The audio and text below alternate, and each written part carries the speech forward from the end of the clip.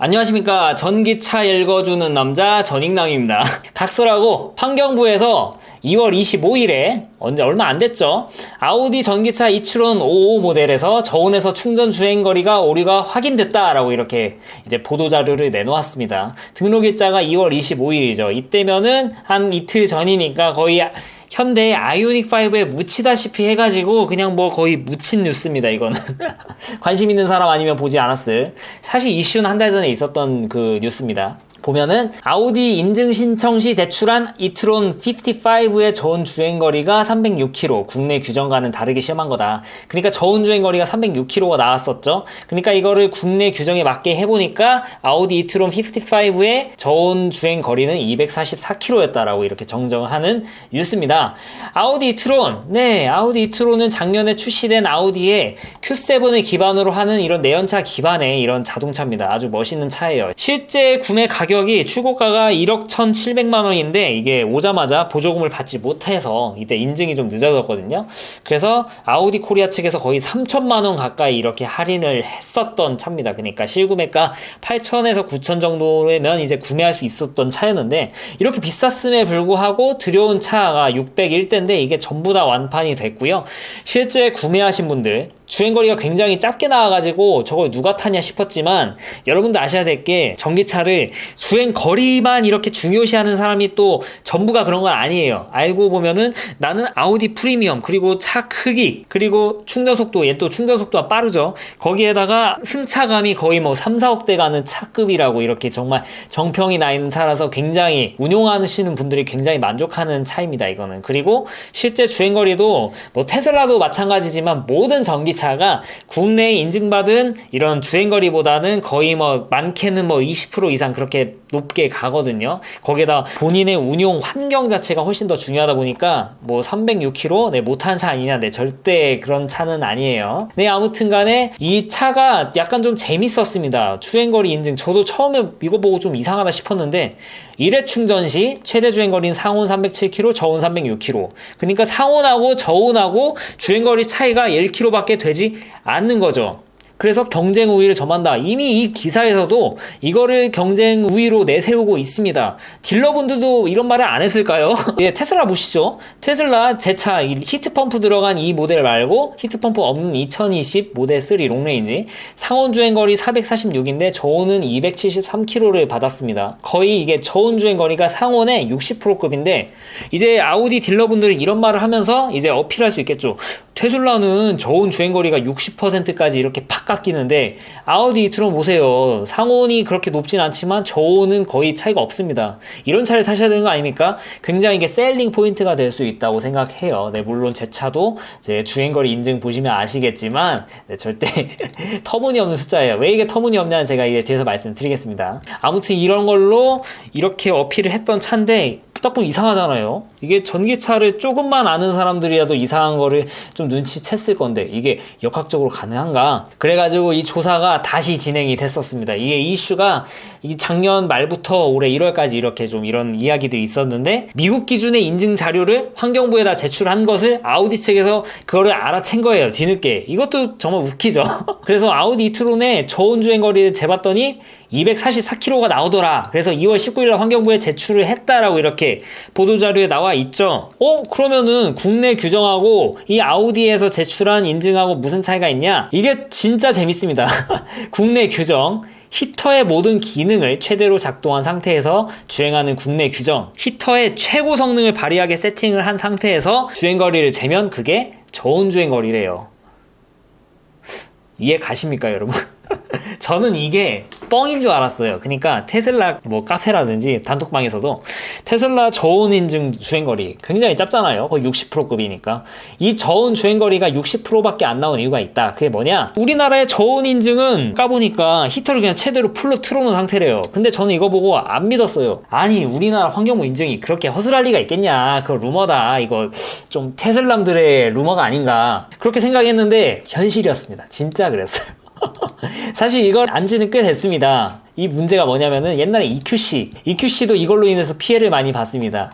우리나라의 보조금 작년 인증을 받으려면은 상온 대비 저온 주행 거리가 상온 대비 이제 60% 이상이 되어야 이제 보조금을 받을 수 있는데, 벤츠의 EQC 400 포매틱은 처음 들여왔을 때 저온 주행 거리, 그러니까 히터를 풀로 틀었겠죠. 히터 풀로 틀었을 때 주행 거리가 상온의 55.3%에 불과했다고 합니다. 근데 이거를 차량 내 소프트웨어 업데이트를 해서 변경 인증 받았대요. 아니 이게 뭐 말이 됩니까 이게? 그래서 이게 무슨 일이 있었냐면은 벤츠 EQC가 처음 들어왔을 때 이 히터의 성능이 32도까지 이렇게 설정을 할 수 있었대요. 그러니까 히터가 엄청나게 고성능 히터가 탑재가 되었었다는 건데, 이렇게 하고 나서 주행거리 인증 받으니까 거의 보조금을 못 받는 수준까지 나와버리니까 이거를 소프트웨어적으로 업데이트를 해가지고 이제 최고 한계를 제가 알기로 28도까지인가 이렇게 낮춘 걸로 알고 있어요. 그러니까 실제 벤츠가 가지고 있는 히터 성능보다 실제 좀 더 낮춰가지고 인증을 받은 거죠. 그러니까 이제 소비자 입장에서는 뭐 32도까지 쓰실 분이 있진 않지만 실제 쓸 수 있는 것보다 좀 더 성능이 안 좋은 히터를 쓰게 되는 거죠. 그러니까 이렇게 유도한 게 무엇이냐? 벤츠 잘못이 아닙니다. 뭐 히터, 뭐 고성능 히터를 단 게 잘못이라면 뭐 벤츠 잘못일 수도 있겠네요. 아니 그렇게 유도를 한 게 바로 국내의 규정입니다. 이 어떻게 말도 안 되는 소리입니까 이게? 테슬라 히터도 장난 아니에요. 이거를 히터 풀로 한겨울에 엄청 추울 때 영하 15도 때도 히터를 풀로 틀고 다니시는 분 없어요. 다닐 수가 없습니다 이게. 아니 히터 성능이 좋은 차는 저온 주행 거리가 낮으니까 이제 보조금도 이제 영향을 받게 되니까 우리나라에 들여오는 전기차는 이제 히터의 성능을 최대한 낮춘 상태로 들고 와야 됩니다. 아니면은 효율을 굉장히 높은 상태로 가져오거나. 재밌죠. 근데 그럼에도 불구하고 히트펌프 얼마 차이가 안 나죠. 대단합니다. 테슬라 이런 거 보면은. 네, 아무튼 이렇게 말도 안 되는 일이 있었습니다.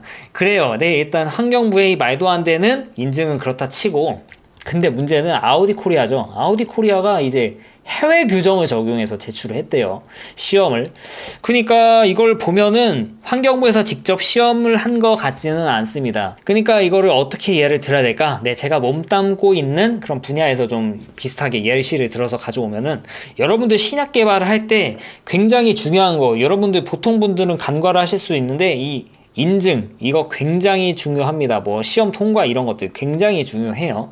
그러니까 뭐 우리나라는 식약처, 식품의약품안전처, 미국 같은 경우는 FDA겠죠. 뭐 신약이 나왔어요. 이거를 이제 허가를 해야 되면은 이제 식약처나 FDA에서 직접 시험을 진행할까요? 이런 데서 직접 임상 시험을 진행할까요? 당연히 그렇지 않죠. 임상 시험이나 뭐 비임상 시험을 어디 시험 기관에 의뢰를 해서 시험 결과 나와서 보고서 나오고 이런 것들 그냥 결과를 제출하면 되는 거예요. 인증해달라고. 대신에 이렇게 나온 결과가 실제로 이 결과가 나온 게 맞는지 이런 검증할 수 있는 그런 자료, 그런 증빙 자료를 모조리 다 제출을 해야 됩니다. 그러면은 식약처나 FDA에서 하는 일은 이 시험이 제대로 이 약의 효능이라든지 안전성을 평가하는데 탁월하게 시험 메소드가 잡혀 있고, 그리고 이 실제 나온 결과가 진짜 데이터가 맞는지 이런 거를 증빙하는 그런 자료들을 하나하나씩 보면서 검증을 해요. 그래서 이게 진짜 실제 결과가 맞다고 하면은 이제 그거를 인증에 반영하는 겁니다. 그런 시스템을 생각해 보면은 환경부도 비슷한 것 같기는 한데, 대신 이제 식약처나 FDA 같이 좀 다른 점은 환경부 자체에서도 직접 이런 시험을 진행을 합니다. 환경부 산하에 이 교통환경연구소라는 곳이 있습니다. 여기서도 이제 시험을 진행하고,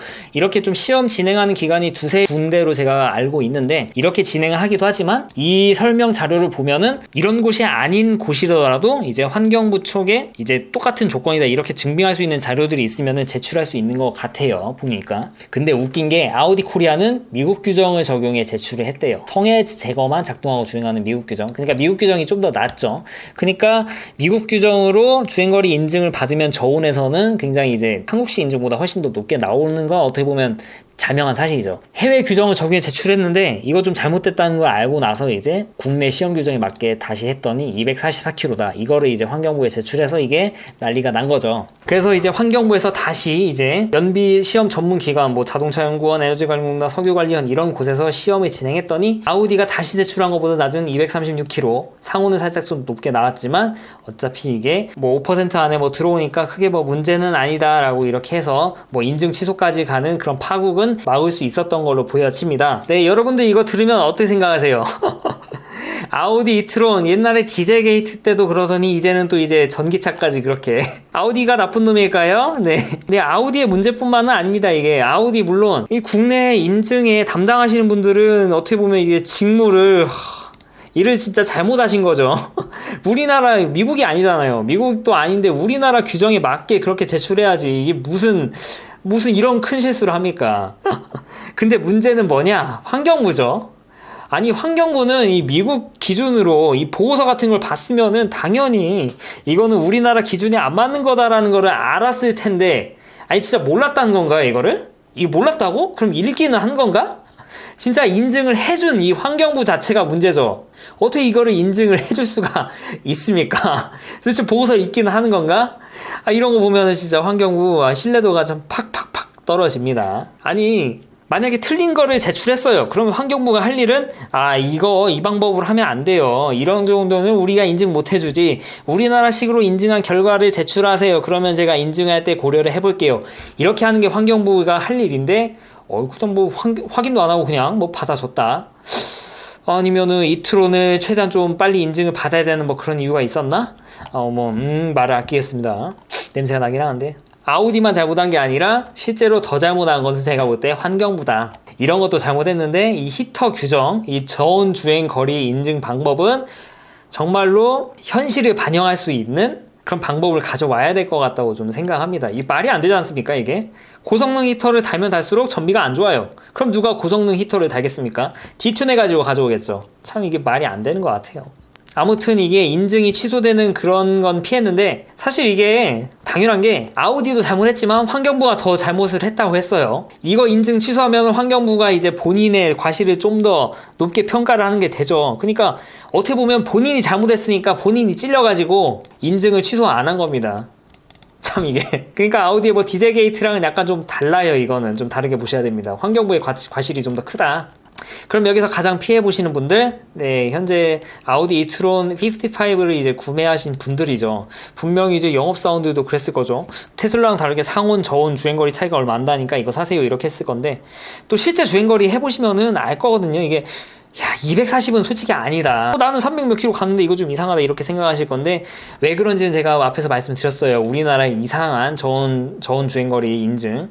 하지만 아무튼 그거에 좀 상온하고 저온하고 좀 차이가 없다. 그걸 가지고 구매에 좀 약간 영향을 끼쳤을 거라 저는 무조건 생각을 하기 때문에 피해보신 분들은 이제 아우디 이트론 차주분들이고, 아무튼 이 실수의 원인을 제공한 것은 아우디는 아우디니까 이런 이제 실제 구매하신 분들에 대한 이런 보상 방법은 이제 아우디가 열심히 이제 쥐어짜내고 제출을 해야겠죠. 참 이런 거 보면은 참 이게 진짜 뭐 학고방도 아니고 뭐 정부도 그렇고 이제 이런 엄청난 회사들이 일을 이런 식으로 하면은 참 소비자 입장에는 참 아쉽죠. 참 재밌는 것 같아요. 네, 이상 전기차 읽어주는 남자 전익남이었습니다. 어째 좀 이게 도움이 되는 기사였는지 모르겠습니다. 우리나라에 좀 형편없는 저온주행거리 인증 방법, 네, 이거는 좀 많이 개선이 꼭 됐으면 좋겠는데 되겠죠. 앞으로 이제 전기차도 많이 나오고 이런 이슈들이 앞으로 빵빵 터질 거니까 이런 거에 대응 안 하면은 앞으로 전기차 시대에 환경부 욕 많이 먹을 거니까 좀 바꿔줬으면 좋겠습니다. 시청해줘서 대단히 감사하고요. 유익하셨으면은 좋아요, 구독 부탁드리고요. 또 테슬라를 구매 계획이 있으신 분들은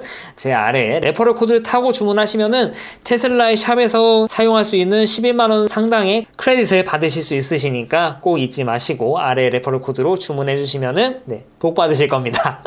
이상 전익남이었습니다. 시청해 주셔서 대단히 감사합니다.